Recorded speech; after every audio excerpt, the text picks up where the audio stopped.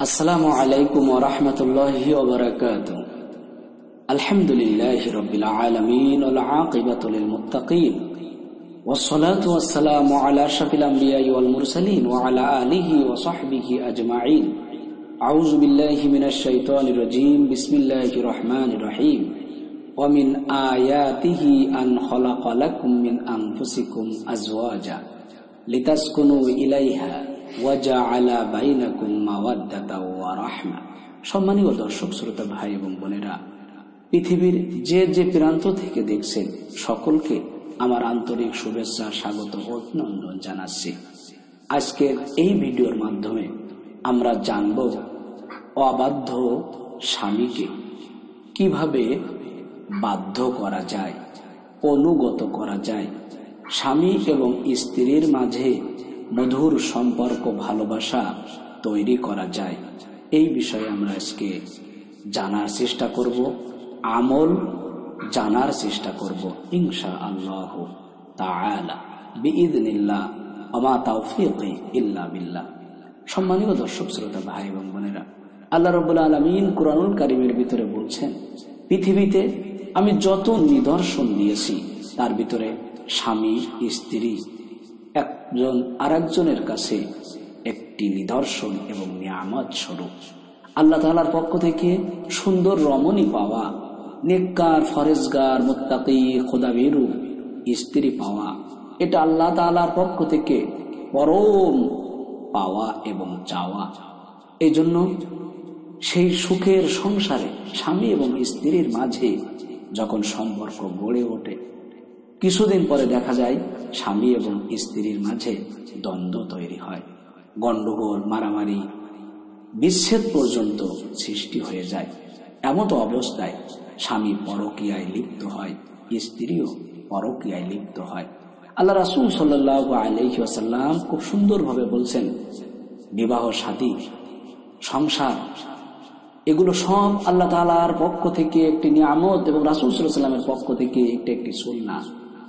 এই সুন্নাতের দিকে লক্ষ্য রেখে আমরা যখন সংসার করি তখন আমাদের স্বামীরা আবার স্বামীদের কাছে তাদের রমণীরা, স্ত্রীরা বাধ্য থাকে না, অবাধ্য হয়ে যায়, অনুগতহীনা হয়ে যায়, অনুগতশীল আর থাকে না।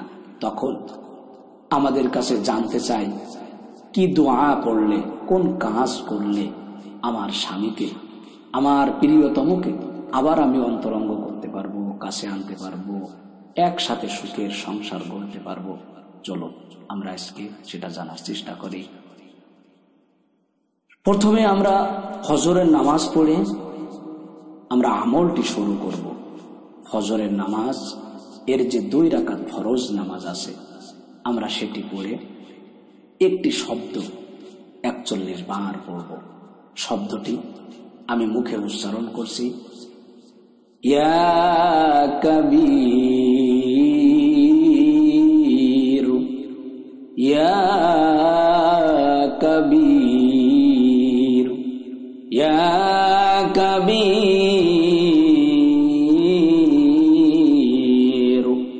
এই শব্দটি 41 বার গুনে গুনে আমরা পড়ার চেষ্টা করব।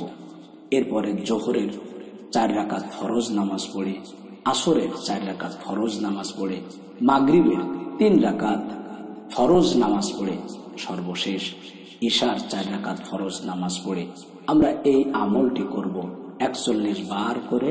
ইয়া কবীর,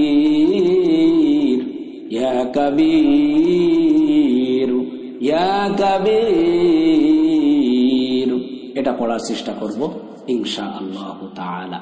এরপরে ইশার নামাজের পরে রাত্র যখন গভীর হবে, যখন আমরা ঘুমাতে যাই অথবা গভীর রজনীতে, প্রথমে আমরা ঘুম ভেঙে ঘুম থেকে উঠে আমরা পাক পবিত্র ওযু করে খুব সুন্দরভাবে পাক পবিত্র হয়ে আমরা জায়নামাজ নিয়ে আল্লাহ তাআলার কাছে 2 রাকাত নামাজ একনিষ্ঠভাবে পড়ব, যে কোনো সূরা দিয়ে পড়তে পারি।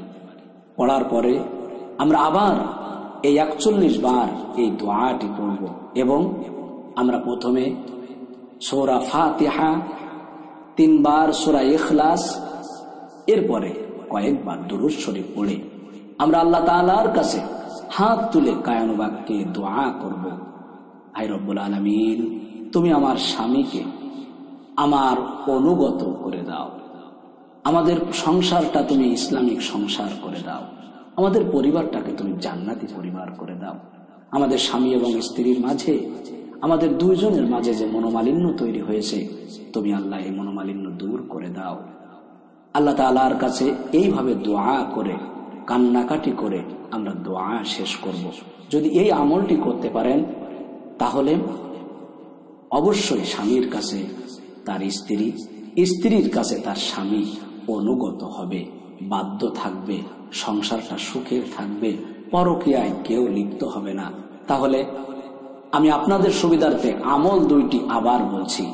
প্রত্যেক ফরজ নামাজের পরে 41 বার করে ইয়া কাবীর, ইয়া কাবীর, ইয়া কাবীর, এই শব্দটি আমরা পাঠ করব।